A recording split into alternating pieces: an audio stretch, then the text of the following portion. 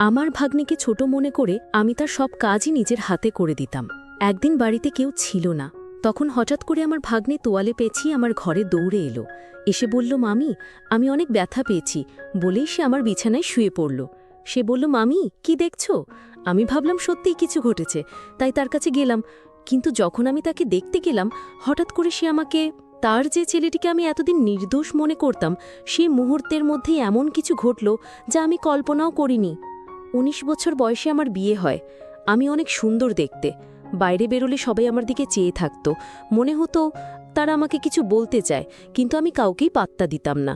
বন্ধুরা, রেডি থাকো, আজকের গল্পটা অনেক স্পেশাল হতে চলছে। দয়া করে গল্পগুলো ভালো লাগলে ভিডিওটি লাইক, শেয়ার এবং চ্যানেলটি সাবস্ক্রাইব করো প্লিজ। আমার বিয়ে হয়েছিল আমার থেকে অনেক বড় একজন মানুষের সাথে। যখন আমার বয়স ছিল ১৯ বছর, তখন আমার স্বামীর বয়স ছিল ৩৫ বছর। আমার পক্ষে এত বড় বয়স্ক স্বামীকে পছন্দ করা খুবই কঠিন ছিল। তাকে দেখলেই আমার রাগ হতো এবং ধৈর্যের বাঁধ ভেঙে যেত। আমি দেখতে বেশ সুন্দরী ছিলাম, আর আমার স্বামী আমার সৌন্দর্য দেখে সবসময় খুশি হতেন, কিন্তু আমি তাকে কখনো আমার কাছে আসতে দিতাম না, এমনকি একই বিছানাও শুতে দিতাম না। ধীরে ধীরে আমার মধ্যেও জীবনে একজন মানুষের প্রয়োজন অনুভূত হতে লাগলো, কিন্তু কোনোভাবেই আমি আমার সেই বয়স্ক স্বামীর কাছাকাছি যেতে পারতাম না। আমার একা একই জীবন কাটছিল। এমন সময় হঠাৎ করে আমার নন্দের ছেলে, অর্থাৎ আমার ভাগ্নে আমাদের বাড়িতে এলো। তার নাম ছিল কুনাল। আমি কুনালকে প্রথমবারের মতো দেখছিলাম, কারণ সে আমাদের বিয়েতেও আসতে পারেনি। সেই সময় সে হোস্টেলে ছিল এবং তার পরীক্ষা চলছিল। বাড়িতে আসার পর কুনাল পরিবারের সবার সাথে কুশল বিনিময় করছিল। তারপর সে আমাকে আলিঙ্গন করল, যা দেখে আমার স্বামী একটু বিরক্ত হয়ে উঠল। পরিস্থিতি স্বাভাবিক করতে আমি কুনালকে জিজ্ঞাসা করলাম, কুনাল, হঠাৎ করে বাড়িতে আসার সুযোগ কিভাবে পেলি? এই প্রশ্ন করার পরেই আমার শাশুড়িমা রেগে গিয়ে বললেন, তুমি কি জানতে চাও আর আমার মেয়ের ছেলে এখানে আসতে পারবে না? আমি বিনয়ের সাথে বললাম, না মা, আমার ওভাবে বলার মানে ছিল না। আমি শুধু বলতে চাইছিলাম কুনাল আমাদের বিয়েতে আসেনি, তো হঠাৎ আজ এলো কেন? কুনাল মুচকি হেসে বলল, নানিমাম তো শুধু প্রশ্ন করেছেন, রাগ করবেন না। আমার তখন ফাইনাল পরীক্ষা চলছিল, তাই বিয়েতে আসতে পারিনি।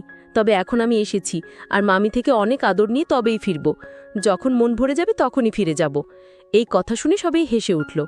আমি কুনালের থাকার বিষয়টা জানতে চাইনি, শুধু মজা করে একটা প্রশ্ন করেছিলাম, কিন্তু শাশুড়িমা রেগে গেলেন, তাই আর কিছু বলার সাহস পেলাম না। কিছুক্ষণ পর কুনাল ফ্রেশ হয়ে এলে শাশুড়িমা আমাকে তার জন্য নাস্তা আনতে বললেন। নাস্তা নিয়ে যাচ্ছিলাম, হঠাৎ পা পিছলে প্লেট কুনালের ওপর পড়ে গেল। নাস্তা তার পোশাকে পড়ায় শাশুড়িমা চিৎকার করে বললেন, তাড়াতাড়ি তার পোশাক পরিষ্কার করো। তখন স্বামী বাড়িতে ছিলেন না। আমার স্বামী তখন বাজারের কাজে বাইরে গিয়েছিলেন। শাশুড়ি মায়ের বকুনি শুনে আমি ঘাবড়ে গিয়ে রান্নাঘর থেকে একটি কাপড় আনতে গেলাম। কাপড় পরিষ্কার করার আগে আবার জিজ্ঞাসা করলাম, মা, সত্যিই কি আমাকে কুনালের জামা পরিষ্কার করতে হবে? উত্তরে শাশুড়িমা রেগে বললেন, আর কি করবে, ভুলটা তুমি করেছো, তাই তোমাকেই ঠিক করতে হবে। পুরো ব্যাপারটাই কুনাল চুপ ছিল, নিজের জামা পরিষ্কার করার চেষ্টাই করেনি। জামা পরিষ্কার করতে গিয়ে আমি একটু অস্বস্তি বোধ করছিলাম। কুনাল নিজেই পরিষ্কার করতে পারত, কিন্তু সে দাঁড়িয়ে আমাকে কাজটা করতে বলল। আমার সংকোচ হচ্ছিল, আর সে মিষ্টি চোখে তাকিয়ে বলল, মামি, এখানে এইভাবে পরিষ্কার করুন। ধীরে ধীরে নির্দেশনা দিল কিভাবে করতে হবে। ঠিক তখনই আমার স্বামী ফিরে এলেন এবং আমাকে এই কাজ করতে দেখে রেগে বললেন, তুমি এটা কেন করছো? তখন তাকে আমি সব খুলে বললাম, আমি ইচ্ছে করে এটা করছি না, শাশুড়ি মায়ের নির্দেশেই করছি। আমার স্বামীর নাম রাজু। তিনি শাশুড়ি মায়ের দিকে তাকিয়ে বললেন, মা, কুনাল এখন নিজেই শের, আর ছোট্ট নেই যে আমার স্ত্রীর সাথে এভাবে কাজ করানো হবে। যা হয়েছে তা ছিল একটা দুর্ঘটনা। ভবিষ্যতে এমন কোনো কাজ করার চেষ্টা করো না যা একজন পুরুষের কাজ। এই বলে রাজু আমার হাত থেকে কাপড়টা সরিয়ে নিয়ে চলে গেলেন। তিনি যে বাজারে জিনিসপত্র নিয়ে এসেছিলেন তা পাশে রেখেই বেরিয়ে গেলেন। এরপর আমি সেই জিনিসপত্র নিয়ে রান্নাঘরে চলে গেলাম। কুনাল আমার পিছু পিছু এলো। নল থেকে হাত ধোয়ার সময় সে আস্তে আস্তে কিছু বলছিল, যেন তার মনের মধ্যে কিছু ভারী কষ্ট জমে আছে। আমি শুনলাম সে বলছিল, এখান থেকে চলে যাব। আমি অবাক হয়ে বললাম, কুনাল, তুমি তো মাত্র কয়েক ঘন্টা আগে এখানে এসেছো, এত তাড়াতাড়ি চলে যাওয়ার কথা ভাবছো কেন? তখন কুনাল বলল, আমি তো বাইরের মানুষ, তাই হয়তো এখানে থাকার কোনো মানেই নেই। মামিও হয়তো আমাকে বাইরের লোক মনে করেন। মায়ের স্নেহ পেতে এসেছিলাম, কিন্তু হয়তো আমার ভাগ্যে তা নেই। এই কথা বলে সে চলে যেতে চাইল। আমি তখন হঠাৎ করেই তার হাত ধরে ফেললাম। হাতটা একটু জোরে টেনে ফেলায় সে আমার একেবারে কাছে চলে এলো। তখন আমি দ্রুত তাকে সরিয়ে দিয়ে বললাম, দুঃখিত, আমি ভুল করে ফেলেছি। কুনাল, আমি ভুল করে তোমাকে টেনে এনেছিলাম। বলার পর আমি তাকে বোঝানোর চেষ্টা করলাম, কুনাল, রাজুর কথাগুলোকে মন থেকে নিও না। আসলে আমি আমার স্বামীকে তেমন গুরুত্ব দিই না। সে শুধুমাত্র সম্পত্তির জন্য আমার পেছনে ঘুরে বেড়ায়। তোমার পোশাকে কিছু পরলেও আমি পরিষ্কার করতাম, যেমনটা তোমার জামাকাপড় পরিষ্কার করেছি। যদি সত্যি আমার কাছ থেকে আদর স্নেহে পেতে চাও তবে এখানেই থাকো, না হলে রাজুর কথাগুলো মনে রেখে চলে যেতে পারো। এরপর বললাম, দেখো কি করবে।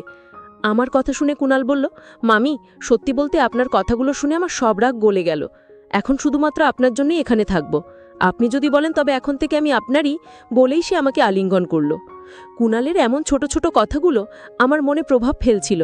চোখের পলকেই 5 দিন কেটে গেল। এই কদিনে কুণাল বাড়ির একজন সদস্য হয়ে উঠেছিল।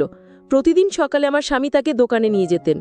রাজুর একটি ছোট দোকান ছিল, আর কুণালকে একঘেয়েমি থেকে বাঁচাতে তাকে সঙ্গ নিতেন। কুণাল আসার পর বাড়ির কাজের চাপ বেড়ে গেল। শাশুড়িমা সারাদিন মন্দিরে থাকায় বাড়ির কাজে সহায়তা করতেন না, আর স্বামীর আয়ও কম ছিল, তাই কাজের লোক রাখা সম্ভব ছিল না। একদিন আমি রাজুকে বললাম, রাজু এত কাজ আর পারছি না, বাড়িতে এখন আরও একজন সদস্য, কিন্তু শাশুড়িমা কোনো সাহায্য করছেন না।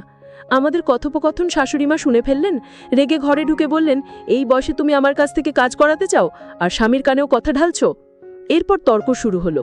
রাজু এসে বলল, দুজনেই চুপ করো, মা আর আগের মতো কাজ করতে পারেন না, আর আমি কাজের লোক রাখতে পারবো না।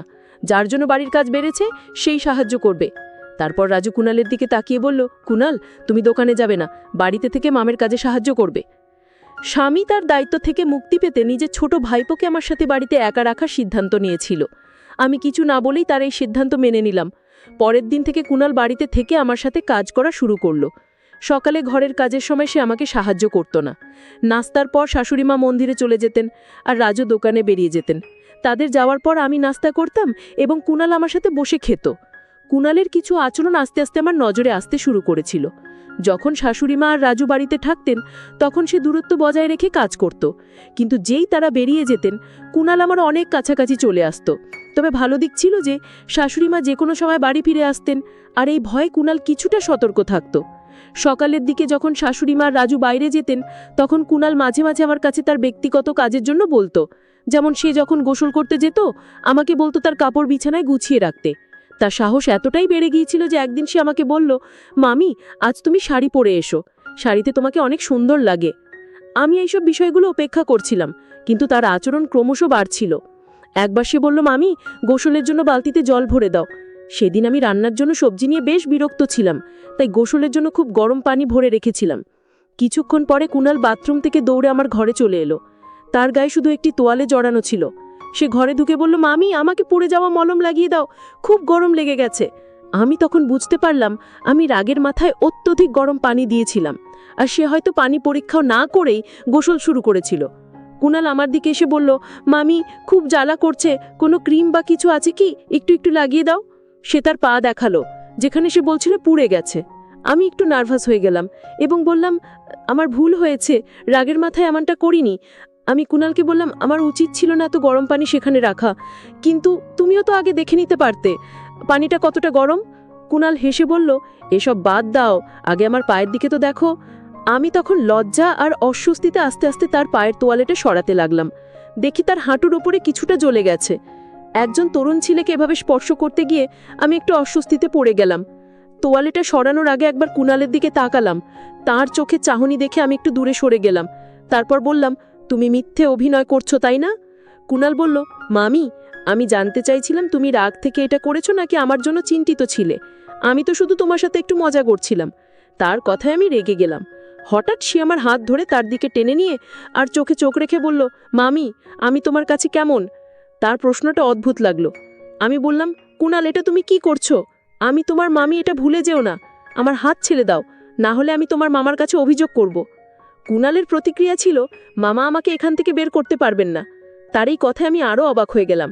এরপর সে আমাকে আরও কাছে টেনে নিল, এতটাই কাছে যে আমি নিজের সবের সাথেও এতটা ঘনিষ্ঠতা অনুভব কখনো করিনি। কুণালীর এমন আচরণে আমি একটু দুর্বল হয়ে পড়ছিলাম। ঠিক তখনই বাইরে থেকে শাশুড়িমা জোরে ডাকলেন, বৌমা। সেই মুহূর্তে শাশুড়িমায়ের কণ্ঠ আমার কাছে আশীর্বাদের মতো শোনালো, কারণ তার ডাকে আমি কুণালের হাত থেকে রেহাই পেলাম। শাশুড়িমা আসার পর কুণাল আমাকে ছেড়ে কিছুটা দূরে সরে গেল। রাতে আমি মনে মনে সিদ্ধান্ত নিয়েছিলাম যে এই বিষয়ে আমার স্বামী রাজুর সঙ্গে কথা বলবো। শোয়ার আগে রাজু হঠাৎ বলল, তোমার তো এখন কাজের চাপ কিছুটা কমে গেছে তাই না? কুণাল তো তোমাকে সহায়তা করছে তাই তো? আমি কিছু বলার আগেই কুণাল আমাদের ঘরে এসে ঢুকলো এবং হাসতে হাসতে বলল, মামা তুমি কেন ছোটদের মতো দুধ খাচ্ছ? আমি মজা করে উত্তর দিলাম, তোমার মামার শরীরে ক্যালসিয়ামের ঘাটতি আছে, তাই দুধ পান করেন। এতে কোনো সমস্যা আছে? এটা আমাদের ব্যক্তিগত বিষয়, তোমার এখানে থাকা জরুরি নয়। এরপর কুণালকে বাইরে যেতে বললাম।